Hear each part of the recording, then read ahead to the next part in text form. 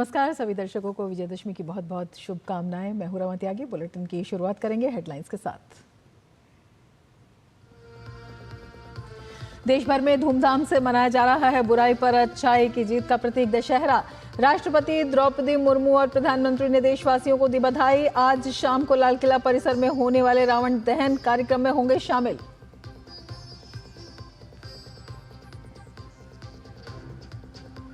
RSS sir संघ चालक doctor Mohan Bhagwat ने बांग्लादेश में हुए अत्याचार के खिलाफ हिंदुओं से संगठित होने का किया आह्वान। आरजीकर अस्पताल में हुई शर्मनाक घटना के अपराधियों को संरक्षण देने पर भी साधा निशाना।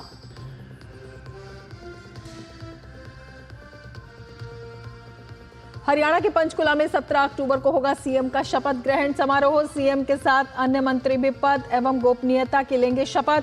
प्रधानमंत्री समेत कई राज्यों के मुख्यमंत्री होंगे शामिल।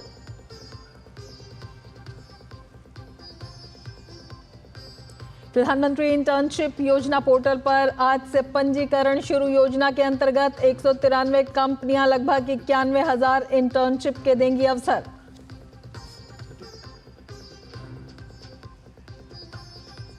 और बांग्लादेश के खिलाफ T20 सीरीज को क्लीन स्वीप करने के इरादे के साथ आज उतरेगा भारत। हैदराबाद में होगा मुकाबला। 3 मैच की सीरीज में 2-0 से आगे है टीम इंडिया।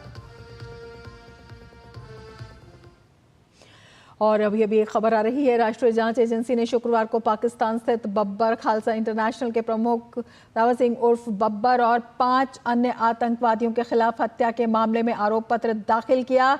एनआईए ने पंजाब में विश्व हिंदू परिषद के नेता विकास प्रभाकर उर्फ विकास बग्गा की हत्या के मामले में ये आरोप पत्र दाखिल किए हैं।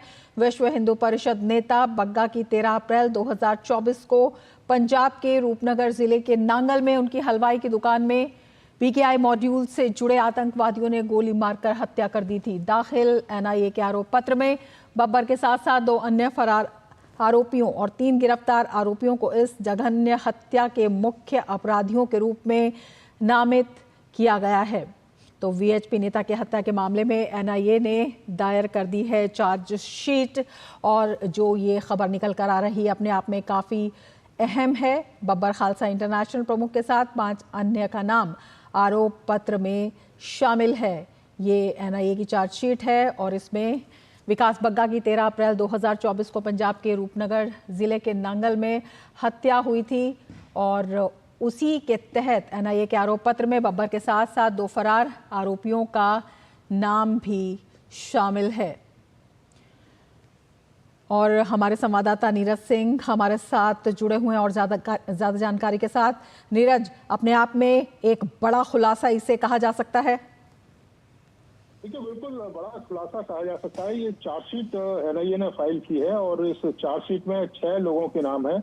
और खास बात यह है कि इसमें जो 6वां जो नाम है बब्बर खालसा, जो आतंकवादी संगठन है और पाकिस्तान में इस समय जो बादवा सिंह है वो पाकिस्तान में रह रहा है। और एनआईए की जो चार्जशीट है उसमें ये नाम आया है क्योंकि जिस तरीके से 13 अप्रैल 2024 को जो विश्व हिंदू परिषद के जो नेता हैं विकास प्रभाकर, उनकी जो हत्या की गई, इसमें 6 लोगों के नाम जो चार्जशीट है वो एनआईए ने दाखिल की है।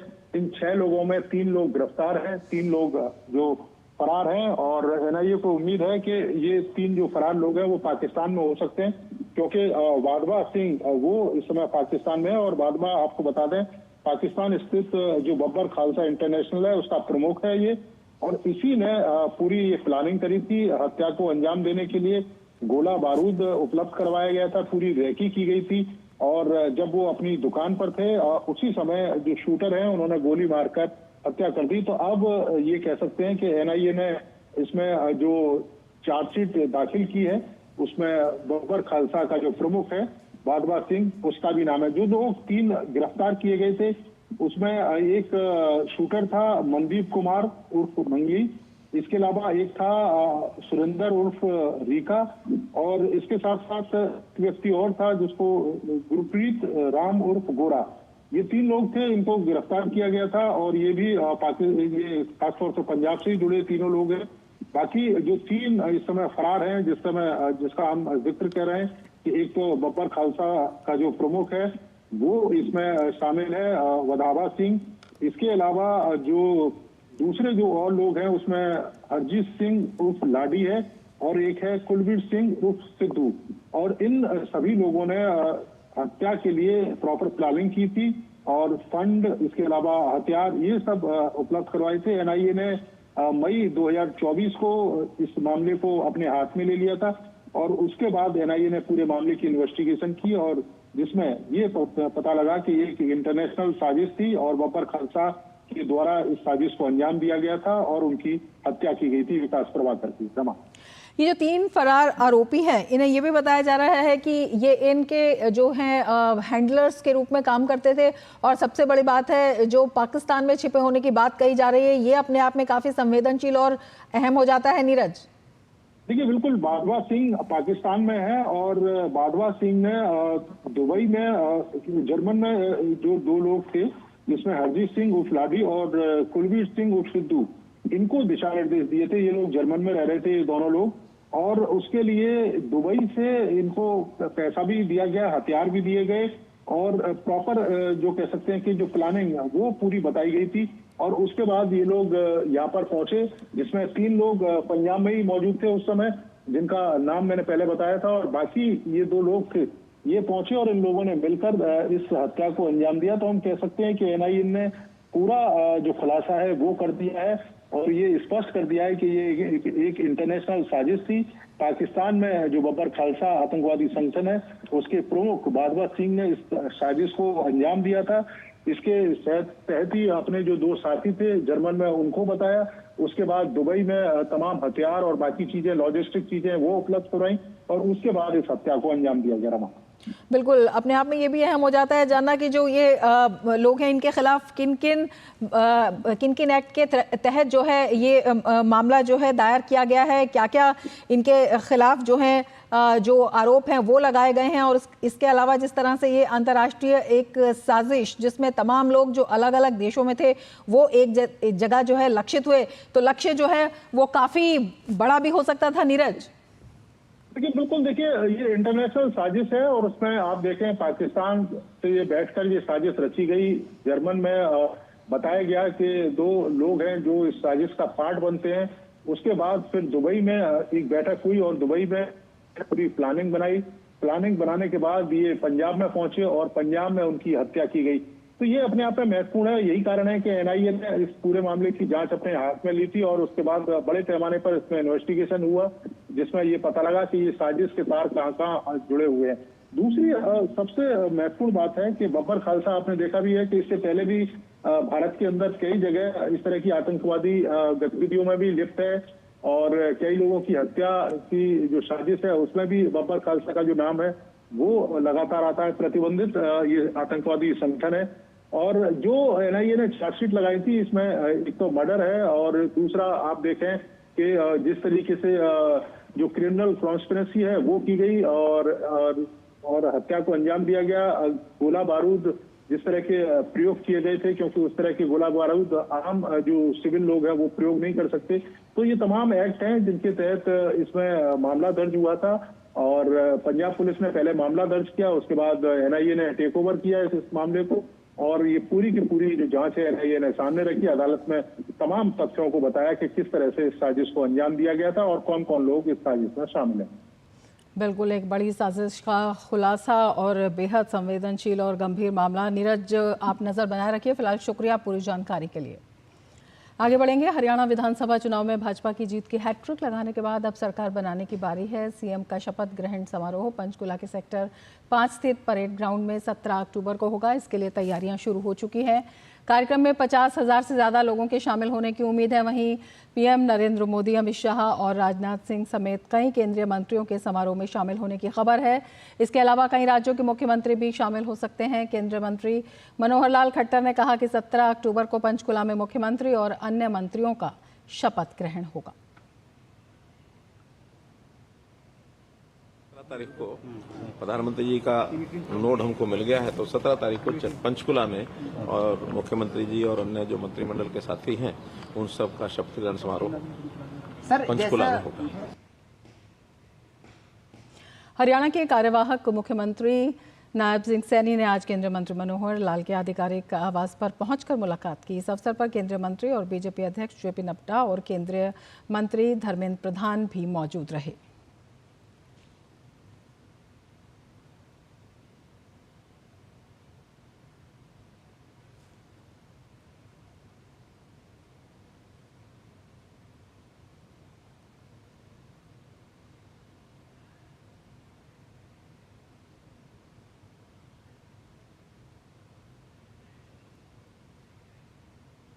हरियाणा के कैथल के मुंद्री गांव के पास में एक बड़ी कार दुर्घटना हुई है। कार अनियंत्रित होकर सिरसा ब्रांच नहर में गिर गई। इस घटना में एक ही परिवार के 7 लोगों की मौत हो गई है। ड्राइवर घायल है, वहीं एक लड़की अभी तक लापता है। कार में सवार एक ही परिवार के 8 लोग दशहरा मेले में जा रहे थे।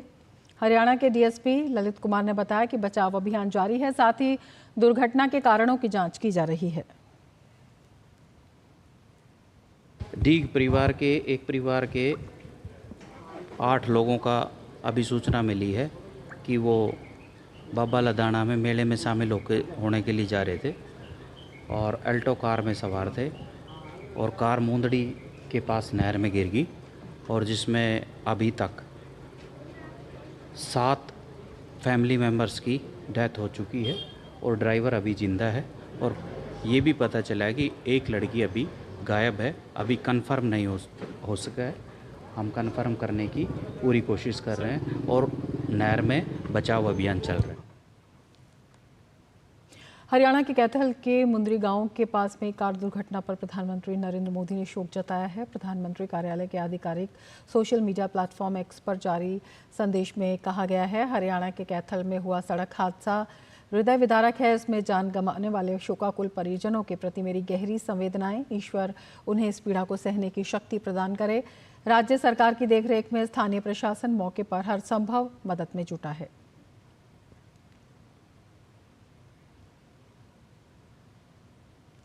प्रधानमंत्री इंटर्नशिप योजना के अंतर्गत 193 कंपनियां लगभग 91,000 इंटर्नशिप के अवसर प्रदान करेंगी। सरकार द्वारा 3 अक्टूबर को पायलट आधार पर लॉन्च किया गया इंटर्नशिप पोर्टल आज आवेदकों द्वारा पंजीकरण के शुरू हो गया है। आपको बता दें कि सरकार का लक्ष्य वित्तीय वर्ष 2024-25 के दौरान 1.25 लाख इंटर्नशिप अवसर प्रदान करना है। पायलट प्रोजेक्ट की कुल लागत 800 करोड़ रुपए है। सरकार का लक्ष्य 21 से 24 वर्ष की आयु के 1 करोड़ उम्मीदवारों को 5 साल की अवधि में इंटर्नशिप प्रदान करना है। एक प्रशिक्षु को 12 महीने तक 5,000 रुपये की मासिक वित्तीय सहायता और 6,000 रुपये का एक मुश्त अनुदान मिलेगा। तमिलनाडु के तिरुवल्लुर में मैसूर दरभंगा बागमती एक्सप्रेस पटरी से उतर गई। घटनास्थल पर राहत अभियान जारी है। रेलवे सुरक्षा आयुक्त दक्षिणी सर्कल अनंत मधुकर चौधरी ने कवराईपेट्टई रेल घटनास्थल का निरीक्षण करने के बाद कहा कि मैं यहां जांच करने आया हूं, मुझे पहले घटनास्थल की जांच करनी है, विभिन्न लोगों से बयान लेना है और फिर उसके बाद किसी निष्कर्ष पर पहुंचेंगे।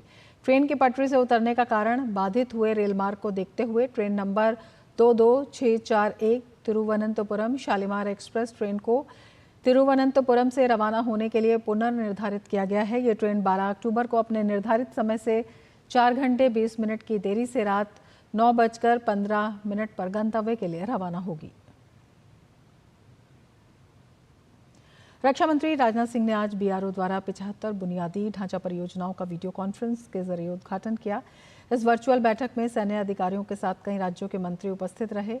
इन परियोजनाओं का निर्माण बीआरओ द्वारा 2,236 करोड़ रुपए की लागत से किया गया है। इसमें 22 सड़कें, 51 पुल और 2 अन्य विविध परियोजनाएं शामिल हैं।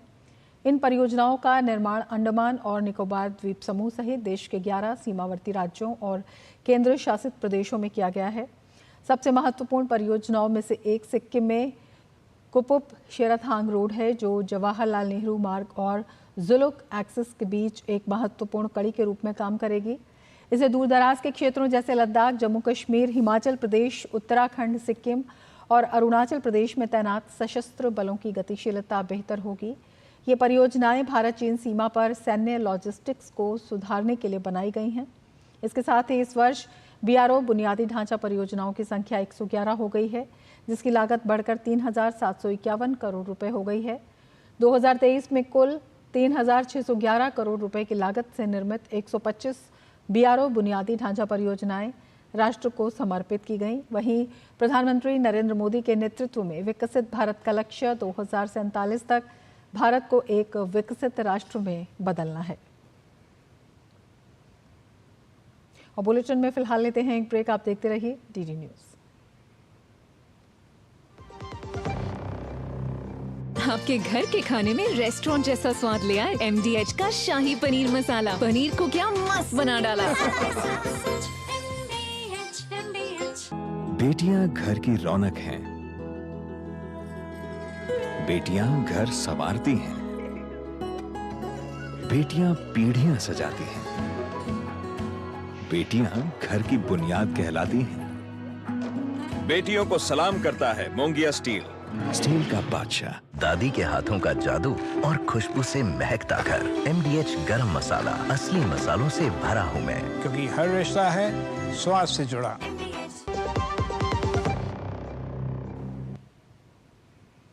जम्मू कश्मीर के LG मनोज सिन्हा ने श्रीनगर से 7,000 किलोमीटर लंबी वायुवीर विजेता कार रैली को हरी झंडी दिखाकर रवाना किया। ये रैली सियाचिन एयरबेस से शुरू होकर अरुणाचल प्रदेश के तवांग से होते हुए नवंबर के मध्य में दिल्ली में समाप्त होगी। रैली का मुख्य उद्देश्य लोगों में भारतीय वायुसेना की उल्लेखनीय उपलब्धियों के बारे में जागरूकता बढ़ाना और युवाओं को वायुसेना में शामिल होने के लिए प्रेरित करना है।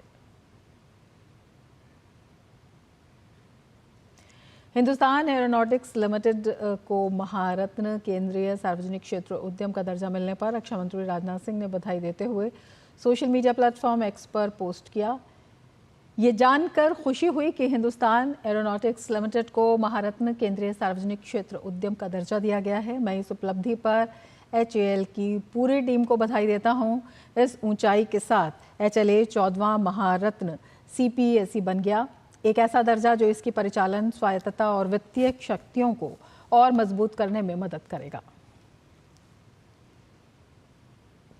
राष्ट्रपति द्रौपदी मुर्मू 13 से 15 अक्टूबर तक अल्जीरिया का दौरा करेंगी। अपनी इस यात्रा के दौरान वे अल्जीरिया में मकाम शहीद स्मारक पर भी जाएंगी और शहीदों को श्रद्धांजलि देंगी। अल्जीरिया में बने इस स्मारक का जायजा लिया हमारे संवाददाता गिरीश निशाना ने। अल्जीरिया की राजधानी अल्जीयर्स में मौजूद हैं और मेरे पीछे आप ये जो देख सकते हैं ये है मकाम शहीद। अल्जीरियाई युद्ध की याद में एक स्मारक बनाया गया। ये स्मारक 1982 में यानी कि अल्जीरिया की स्वतंत्रता की 20वीं वर्षगांठ पर इसे शुरू किया गया था। इसे 3 खड़े ताड़ के पत्तों के आकार में बनाया गया है, जहां 24 घंटे लौ जलती रहती है। यहाँ प्रत्येक ताड़ के पत्ते के किनारे पर एक सैनिक की मूर्ति है जो स्वतंत्रता के लिए अल्जीरिया के संघर्ष की गाथा को बयां करती हैं। कैमरामैन भीम सिंह के साथ गिरीश निशाना, DD न्यूज अल्जीरिया। बुराई पर अच्छाई की जीत का प्रतीक विजयदशमी के अवसर पर आज लाल किला परिसर में रावण दहन किया जाएगा। राष्ट्रपति द्रौपदी मुर्मू और प्रधानमंत्री नरेंद्र मोदी इस मौके पर उपस्थित रहेंगे।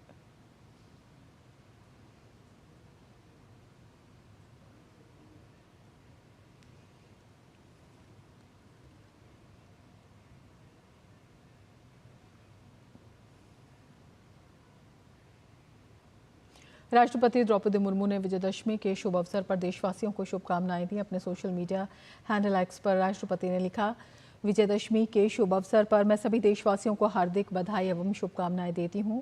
यह अन्याय पर न्याय की विजय का पर्व है। ये त्यौहार सत्य और सदाचार के मूल्यों पर हमारे विश्वास का प्रतीक है। इस शुभ अवसर पर हमें संकल्प लेना चाहिए कि कठिन से कठिन परिस्थितियों में भी हम न्याय का पक्ष लेंगे। मेरी मंगल कामना है कि ये पावन पर्व सभी के जीवन में सुख समृद्धि का संचार करे और हमारा देश सदा विकास के पथ पर अग्रसर रहे। प्रधानमंत्री नरेंद्र मोदी ने देशवासियों को विजयदशमी की शुभकामनाएं दी। पीएम मोदी ने सोशल मीडिया प्लेटफॉर्म एक्स पर पोस्ट साझा कर लिखा कि देशवासियों को विजयदशमी की असीम शुभकामनाएं। मां दुर्गा और प्रभु श्री राम के आशीर्वाद से आप सभी को जीवन के हर क्षेत्र में विजय हासिल हो, यही कामना है। विदेश मंत्रालय ने बांग्लादेश के ढाका में तांती बाजार में पूजा मंडप पर हमले और जोगेश्वरी काली मंदिर में चोरी की घटनाओं की निंदा की है। विदेश मंत्रालय के प्रवक्ता रणधीर जायसवाल ने अपने सोशल मीडिया प्लेटफॉर्म एक्स पर लिखा कि पिछले कुछ दिनों से बांग्लादेश में मंदिरों और देवताओं को अपवित्र करने और नुकसान पहुंचाने का एक पैटर्न देखा जा रहा है। विदेश मंत्रालय ने कहा कि हम बांग्लादेश सरकार से हिंदुओं और सभी अल्पसंख्यकों और उनके पूजा स्थलों को खासकर इस शुभ त्योहार के समय सुरक्षा सुनिश्चित करने की अपील करते हैं। बुलेटिन में फिलहाल लेते हैं एक ब्रेक। आप देखते रहिए टीडी न्यूज।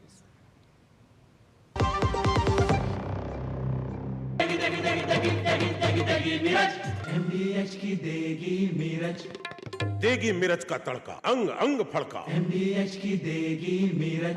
बेटियां घर की रौनक हैं। बेटियां घर संवारती हैं।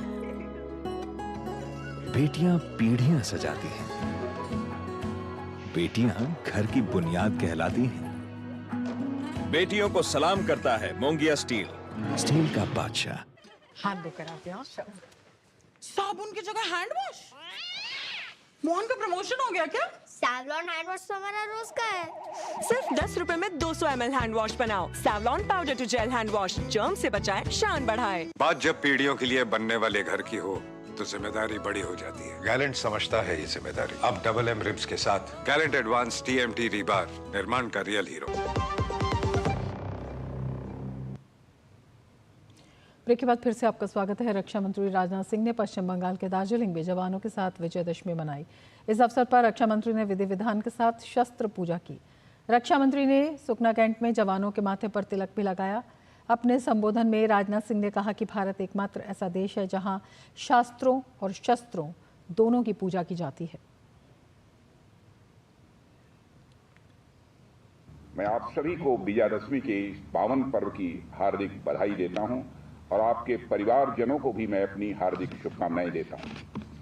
साथियों, भारत संभवतः इकलौता देश है जहां शास्त्रों और शस्त्रों की एक साथ पूजा होती है, यानी शास्त्र और शस्त्र को समान आदर के भाव से भारत में देखा जाता है। यह हमारी उस विशाल और महान सांस्कृतिक परंपरा का प्रतीक है जिसमें हम किसी भी वस्तु का उपयोग करने के पहले और बाद में उसके प्रति कृतज्ञता ज्ञापित करते हैं।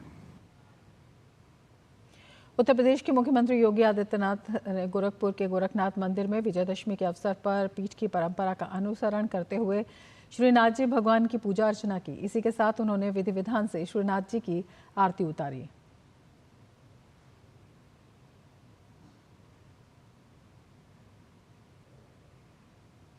गुजरात के मुख्यमंत्री भूपेंद्र पटेल ने विजयदशमी के अवसर पर गांधीनगर में शस्त्र पूजा की।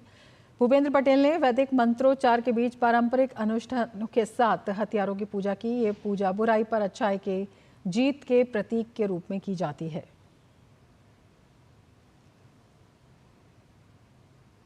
मध्य प्रदेश के मुख्यमंत्री डॉक्टर मोहन यादव ने अधर्म पर धर्म की विजय के प्रतीक विजयदशमी पर शस्त्र पूजन किया।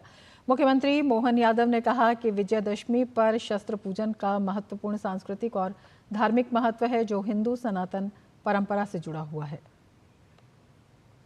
युगों युगों से दशहरे का पर्व हम सबको हमारी सनातन संस्कृति से जोड़ता है और सच में ये आज शस्त्र पूजन करके दशहरा पूरा देश का सनातन धर्मी पूरा समाज मनाता है।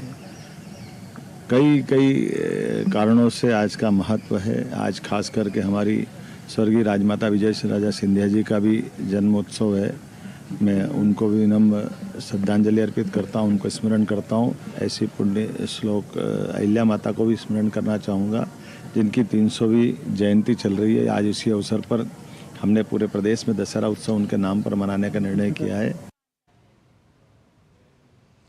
विजयदशमी का त्यौहार पूरे देश भर में धूमधाम से मनाया जा रहा है। इस मौके पर पश्चिम बंगाल में बंगाली महिलाओं द्वारा सिंदूर खेला की रस्म को मनाया गया। सिंदूर खेला की रस्म पश्चिम बंगाल में विजयदशमी के दिन मनाई जाती है। इस अनुष्ठान के दौरान विवाहित महिलाएं देवी के माथे और पैरों पर सिंदूर लगाती हैं और फिर इसे एक दूसरे पर लगाती हैं। इसके बाद वे अपने परिवार के लिए स्वास्थ्य और दीर्घायु के लिए प्रार्थनाएं करती हैं।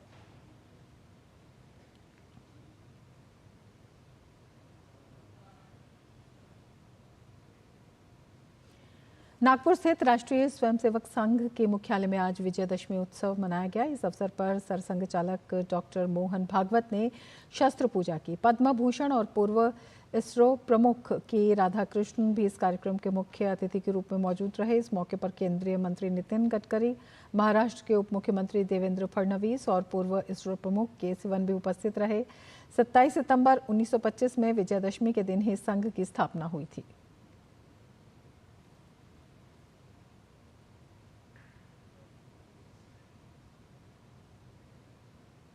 अपने संबोधन में आरएसएस प्रमुख मोहन भागवत ने कोलकाता रेप कांड को बेहद शर्मनाक बताया। उन्होंने कहा कि अपराधियों और सत्ता के बीच सांठगांठ होने के कारण इस तरह की घटनाओं को शह मिलती है। जो हुआ आरजीकर अस्पताल में लज्जाजनक घटना है, हम सबको कलंकित करने वाली घटना, और ये एक नहीं है। घटना होने ही नहीं देना, इसलिए चौकन्ना रहना चाहिए, सुरक्षा देनी चाहिए।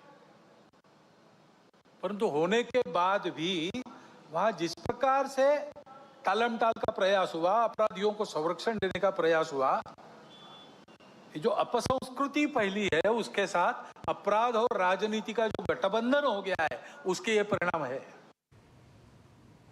बांग्लादेश का जिक्र करते हुए मोहन भागवत ने कहा कि वहां हिंदुओं पर अत्याचार करने की परंपरा दोहराई गई है।